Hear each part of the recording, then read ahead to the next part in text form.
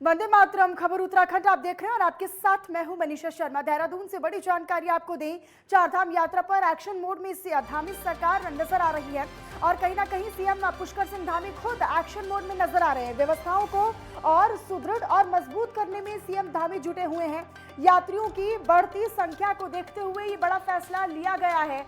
मंत्री सुबोध उनियाल और धन सिंह रावत को जिम्मेदारी सौंपी है।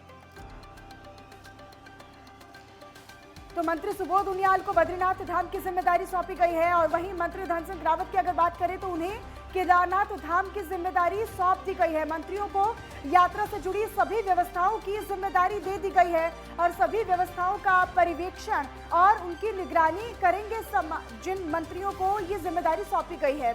और देवभूमि उत्तराखंड में चारधाम में यात्रियों की निरंतर बढ़ती संख्या को देखते हुए प्रदेश सरकार अब व्यवस्था और मजबूत और सुदृढ़ करने में जुटी हुई है। दरअसल मुख्यमंत्री पुष्कर सिंह धामी ने चारधाम यात्रा के लिए अनिवार्य पंजीकरण और सभी धर्मों में पहले यात्रियों के लिए ट्रेन संख्या में 11,000 की वृद्धि के बाद ये दूसरा बड़ा कदम उठा लिया है और अब कैबिनेट मंत्री सुबोध उनियाल को बद्रीनाथ और वहीं अगर मंत्री धन सिंह रावत की बात करें तो उनको केदारनाथ की जिम्मेदारी पूरी तरीके से सौंप दी गई है। दोनों मंत्री अपने अपने आवंटित धामों में यात्रा से जुड़ी सभी तरह की व्यवस्थाओं का पर्यवेक्षण और उनकी निगरानी भी करेंगे। तो एक्शन मोड में सीएम पुष्कर सिंह धामी लगातार नजर आ रहे हैं चारधाम यात्रा को लेकर और जिस तरीके से संख्या बढ़ रही है उसको लेकर व्यवस्थाएं उस तरीके की नहीं है और उसको लेकर लगातार एक्शन में सीएम धामी है। योगेश सेमवाल हमारे सहयोगी फोन लाइन पर हमारे साथ ज्यादा जानकारी के लिए जुड़े हुए हैं। योगेश, जो कैबिनेट की बैठक हुई इसमें क्या कुछ फैसले लिए गए चारधाम यात्रा को और किस तरीके से सुचारू किया जाए, क्योंकि काफी असुविधाएं हैं जो यात्रियों को इस दौरान झेलनी पड़ रही है। जी बिल्कुल, कैबिनेट बैठक तो आज संपन्न हुई, लेकिन कैबिनेट बैठक से पहले अगर बात करें तो कल मुख्यमंत्री पुष्कर सिंह धामी इसको लेकर काफी एक्टिव मोड में पहले ही आ चुके थे। उन्होंने कल ही जो है बैठक ली थी और उसके बाद फैसला किया गया कि दोनों मंत्रियों को अलग अलग जो धाम है उनके बद्रीनाथ धाम केदारनाथ धाम की जिम्मेदारी दी जाएगी और उनकी जिम्मेदारी तय होगी कि किस तरह से पूरा वहां पर देख रेख होगी। अगर इस समय की बात करें तो लगभग 2 लाख के करीब तो सिर्फ केदारनाथ में ही श्रद्धालु पहुंचने वाले हैं। अगर देखा जाए लगातार ये संख्या बढ़ती जा रही है, कई कई किलोमीटर लोग इंतजार कर रहे हैं कि कब वो बाबा के दर्शन कर पाएंगे। लंबी लाइनें लगी हुई हैं और ये केदारनाथ धाम में ही नहीं, यही स्थिति अगर हम देखें तो रुद्रप्रयाग से शुरू हो गई है, जहां पर ट्रैफिक बहुत ज्यादा है। ट्रैफिक की वजह से जो सफर 4 घंटे का है वो सफर लगभग 8 से 10 घंटे का हो चुका है और ये सारी चीजें हो रही हैं। जबकि सीमित संख्या में लोगों को जाने का ही बात कही गई थी, एक सीमित संख्या जो है वो तय कर दी गई थी कि कितने लोग यहाँ पर जाएंगे, फिर 15,000 12,000 की संख्या तय की गई थी। बावजूद इसके लोग बहुत बड़ी संख्या में उत्तराखंड में इस समय पहुंच रहे हैं, चारधाम यात्रा करना चाहते हैं और इसकी वजह से अब एक्शन मोड में जो है वो आ चुके हैं मुख्यमंत्री। उन्होंने कह दिया है कि आप पूरी ध्यान देंगे, आप पूरी जिम्मेदारी आप लोगों की हुई, यानी दोनों मंत्रियों को की। खुद अगर अभी बात करें तो मुख्यमंत्री तो लगातार इसमें फोकस बनाए हुए हैं, मुख्य सचिव भी इसमें फोकस बनाए हुए थे और लगातार बना रखा उन्होंने। लेकिन अब अगर बात करें तो धन सिंह रावत और सुबोध उनियाल दोनों को इस पर जो है फोकस बना के रखना होगा। देखना होगा कि किसी भी तरह से कोई भी भूल चूक ना हो जाए। कहीं ना कहीं जो व्यवस्थाएं हैं उनको और ज्यादा सुचारू और सुदृढ़ और मजबूत करने की आवश्यकता यहाँ पर दिखाई दे रही है। अपनी नजर योगेश लगातार बनाकर रखिएगा, आगे भी आपसे जानकारी लेते रहेंगे। बहुत शुक्रिया आपका जानकारी और अपडेट के लिए। और वहीं केदारनाथ धाम में मात्र 6 दिनों में दर्शन करने वाले तीर्थ यात्रियों की संख्या 1 लाख के पार पहुंच गई है और 6 दिनों में यहां 1,14,814 यात्री दर्शन करने आ चुके हैं। आपको ये भी बताएं कि सोनप्रयाग से आज सुबह 8 बजे तक 13,400 तीर्थ यात्रियों का पहला दल जो था वो केदारनाथ के लिए रवाना हुआ, जबकि बुधवार को 18,271 तीर्थ यात्रियों ने बाबा केदारनाथ के दर्शन किए। बुधवार को 11,400 पुरुषों, 6,713 महिलाओं और 158 नौनिहालों ने बाबा केदारनाथ के दर्शन पूरे किए। और जिला प्रशासन ने सोनप्रयाग से केदारनाथ के भूभाग को 4 सेक्टर्स में विभाजित कर सेक्टर मजिस्ट्रेटों की तैनाती कर दी है और साथ ही तीर्थ यात्रियों को बेहतर और अच्छी सुविधाएं प्रदान करने के लिए पैदल मार्ग पर पुलिस, डीडीआरएफ और एसडीआरएफ के जवानों की तैनाती कर दी गई है। आपको ये भी बताएं कि स्वास्थ्य विभाग ने पैदल मार्ग पर 12 चिकित्सा इकाइयां भी खोली हैं।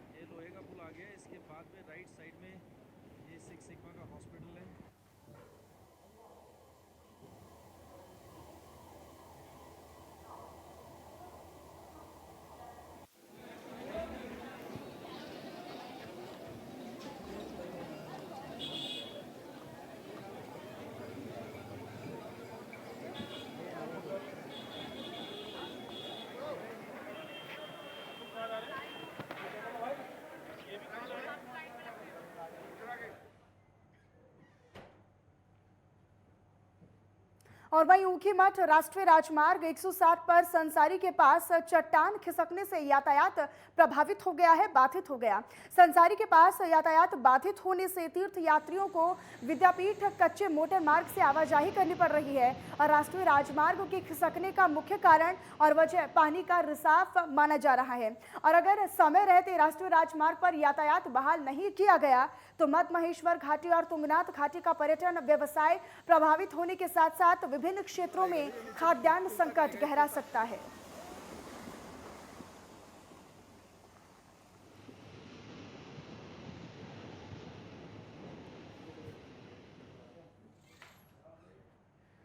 और वहीं दूसरी ओर विकासनगर में मुसीबत बन चुकी सीवर लाइन का ट्रीटमेंट अब शुरू हो गया है।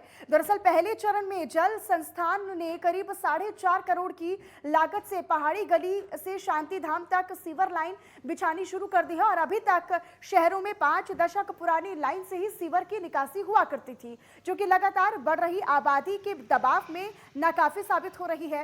और सीवर का गंदा पानी सड़क पर बहने से लोगों को भी मुश्किलों का सामना करना पड़ता था। शहर की सीवर लाइन को दुरुस्त और सही करने की दिशा में मुख्यमंत्री पुष्कर सिंह धामी की घोषणा के बाद विभाग ने इस दिशा में काम करना शुरू कर दिया है।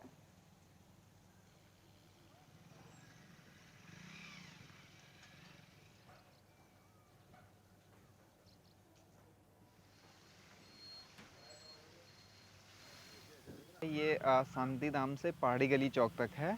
ये प्रथम फेज का कार्य है। इसमें ये माननीय मुख्यमंत्री घोषणा के अंतर्गत है, जिसकी लागत 4.5 करोड़ है। और इसमें जो पुरानी सीवर लाइन है जो लगभग 70 साल पुरानी है, उनको बदले जाने का कार्य किया जा रहा है। जो शहर क्षेत्र है, अभी पूरा जो विकासनगर नगर पालिका का परिसीमन हुआ, उसके उपरांत जो पूरा नगर पालिका क्षेत्र बसा है, उसमें भी अभी UUSD के अंतर्गत पूरी सीवर लाइन डाले जाने का प्रावधान है। उत्तराखंड में बढ़ती नशे की प्रवृत्ति की रोकथाम को लेकर पुलिस प्रशासन की तरफ से नशा मुक्त भारत अभियान लगातार चलाया जा रहा है, जिसके तहत STF देहरादून की एंटी ड्रग्स टास्क फोर्स की टीम ने रायपुर इलाके में छापेमारी भी की। दरअसल ये छापेमारी ATS कॉलोनी में स्थित एक घर में की गई। छापेमारी में लाल प्रभात नाम के एक अभियुक्त को भी गिरफ्तार कर लिया गया। अभियुक्त के घर से 742 नशीले इंजेक्शन और साथ ही नशीली गोलियां बरामद की गई हैं। इसके अलावा नशे के व्यापार से कमाए गए अवैध 19,350 रुपए भी नकद बरामद किए गए हैं। फिलहाल आरोपी से पूछताछ लगातार जारी है।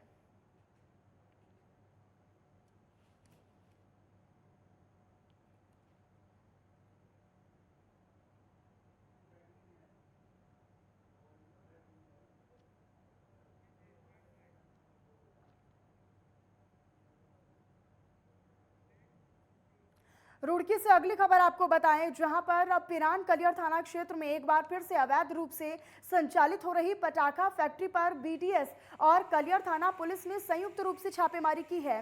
और इस दौरान पुलिस ने मौके से भारी मात्रा में बारूद भी बरामद कर लिया है, जो कि पटाखा बनाने के लिए इस्तेमाल किया जा रहा था। वहीं इस दौरान मौके से एक आरोपी को भी पुलिस के द्वारा गिरफ्तार कर लिया गया है। आपको ये भी बताते चलें कि पिछले साल भी इस फैक्ट्री में ब्लास्ट हुआ था, जिसमें फैक्ट्री कर्मी समेत 2 लोगों की मौत हुई थी और 3 लोग इस पूरे हादसे में घायल हुए थे। पोल्ट्री फार्म के आड़ पर एक आदमी अवैध पटाखे बनाने की फैक्ट्री चला रहा है बिना लाइसेंस के। इस पर छापेमारी की गई थी PDS टीम के साथ। तो मौके पर काफ़ी मात्रा में बारूद बनाने की सामग्री मिली है और एक व्यक्ति को हिरासत में लिया गया है। मुकदमा पंजीकृत किया जा रहा है और जांच की जाएगी और जो भी शामिल होंगे उसके खिलाफ कार्रवाई की जाएगी। मिला है हमें जो जाकिर हमने हिरासत में लिया है, जो इसका ये कारोबार है और बाकी जांच की जाएगी। जो भी इसमें शामिल होंगे उनके खिलाफ भी कार्रवाई की जाएगी। फिलहाल यहाँ पर वक्त एक छोटे से ब्रेक का है। आप बने रहिएगा नेटवर्क 10 के साथ।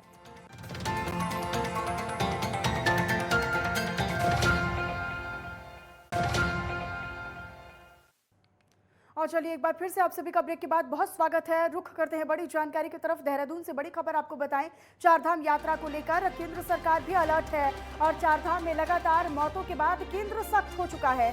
चारों धाम में आपको बताएं कि NDRF, ITBP तैनात करने के निर्देश दिए गए हैं।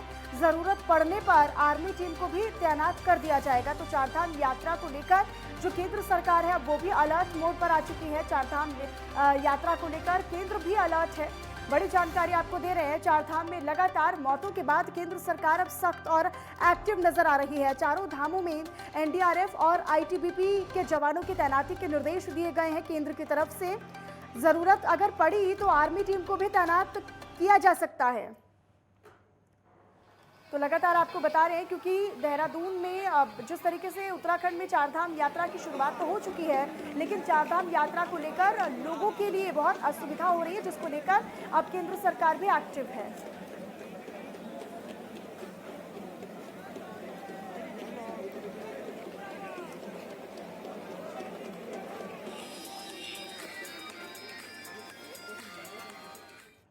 उपेंद्र सिंह राणा हमारे संवाददाता सीधे हमारे साथ लाइव जुड़े हुए हैं। सीधा उपेंद्र आप ही का रुख करूंगी अब, क्योंकि चारधाम यात्रा में लोगों को ऐसी जानकारी मिल रही है कि कई असुविधाओं का सामना भी करना पड़ रहा है, और ऐसे में न केवल राज्य सरकार बल्कि अब केंद्र सरकार भी अलर्ट और एक्टिव हो गई है।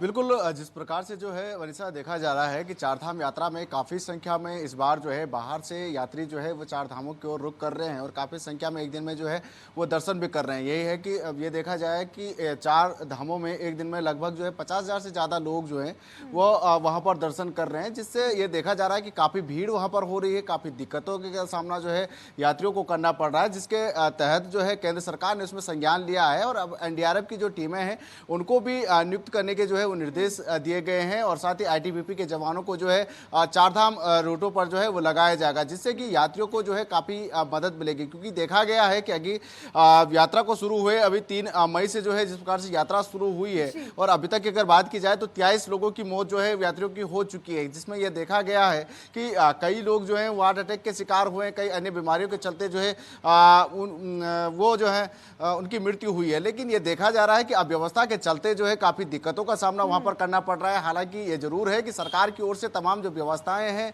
लाख दावे जो सरकार की ओर से किए गए हैं वो वहां पर देखने को मिल रहे हैं, लेकिन ये जरूर है कि कहीं ना कहीं कुछ कमियां जो हैं वो जरूर राज्य सरकार की ओर से देखी जा रही है, जिसके चलते अब केंद्र सरकार ने एनडीआरएफ की टीमें और आईटीबीपी के जवानों को तैनात करने के जो है वो निर्देश दिए हैं कि अगर कुछ और संभव हो सके तो आर्मी के जवानों को भी चारधाम रूटों पर जो है वो तैनात किया जाएगा। जी, लेकिन उपेंद्र देखिए, सवाल तो यहाँ पर ये वाजिब सा खड़ा होता है कि अगर, क्योंकि सरकार पहले से कहती आ रही है कि ऐसा हो सकता है, संभावित है कि जो सुचारू रूप से जो यात्रा है उसमें जो बीते कई वर्षों से चली आ रही है उसमें जितनी संख्या में लोग यहाँ पर पहुंचते थे, श्रद्धालु जितने पहुंचते थे, उससे बड़ी संख्या में इस बार आएंगे, क्योंकि कोविड का काल चला, 2 साल का अंतराल रहा और उसके बाद यहाँ पर फिर से इसको सुचारू किया गया। ऐसे में व्यवस्थाओं की अगर हम बात करते हैं तो सरकारों की तरफ से लगातार कहा जा रहा था कि व्यवस्था तो पुख्ता है।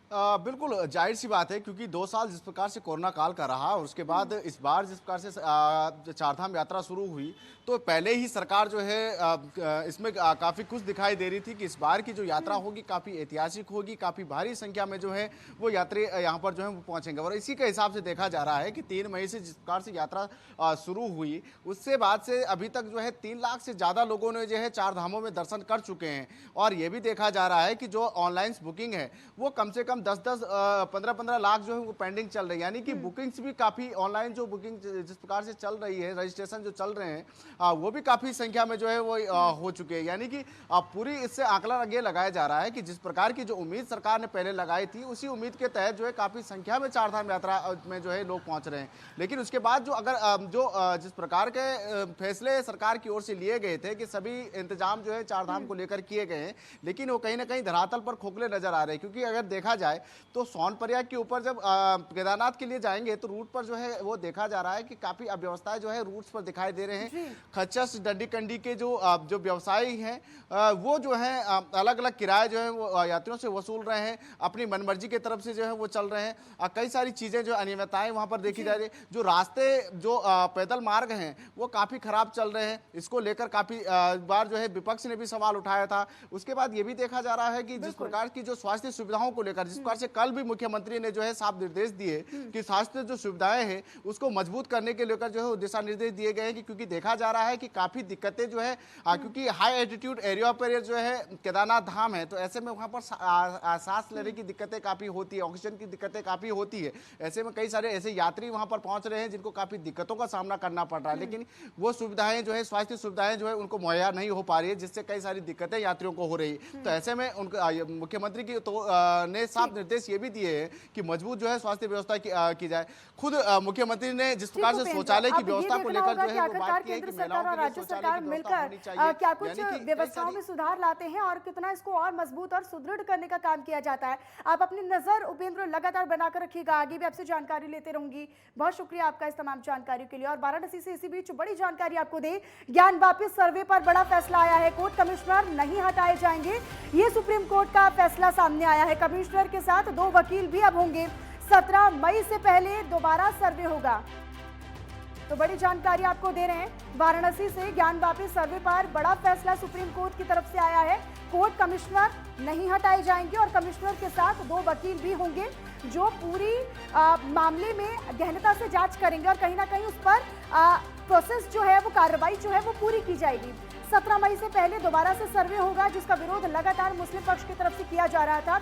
तो अब ये जो तस्वीर है वो साफ हो चुकी है, क्योंकि सबकी निगाहें जो थी वो आज इसी मामले पर थी और इसी को लेकर थी कि आखिरकार सुप्रीम कोर्ट वाराणसी में चल रहे ज्ञान वापी मस्जिद के जो सर्वे का जो विवाद है उस पर क्या कुछ फैसला सुनाता है।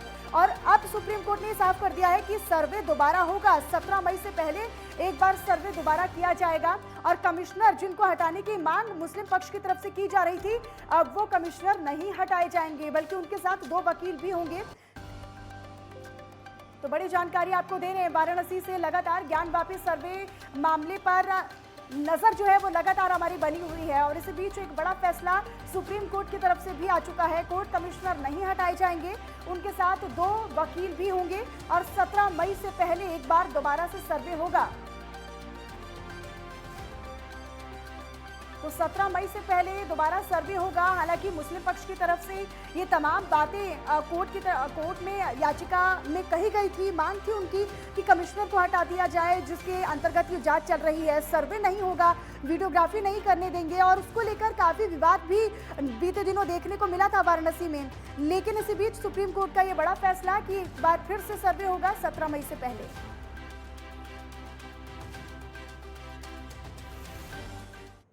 और चलिए देहरादून से बड़ी जानकारी आपको दे, धामी कैबिनेट की बैठक खत्म हो चुकी है। बैठक में कुल 7 प्रस्तावों पर मुहर लगी है। सीएम पुष्कर सिंह धामी की अध्यक्षता में ये बैठक हुई थी जो पूरी हो चुकी है। और इस बैठक में कैबिनेट मंत्री प्रेमचंद अग्रवाल भी मौजूद रहे, गणेश जोशी, रेखा आर्या, धन सिंह रावत भी इसमें शामिल रहे।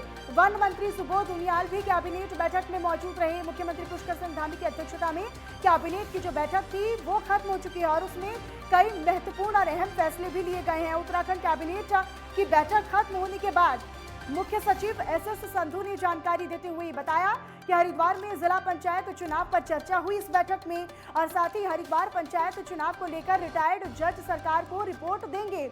अंत्योदय योजना के माध्यम से 3 फ्री सिलेंडर को मंजूरी भी दी गई है। तो इस कैबिनेट की बैठक में 7 प्रस्तावों पर कुल मिलाकर मुहर लगी है।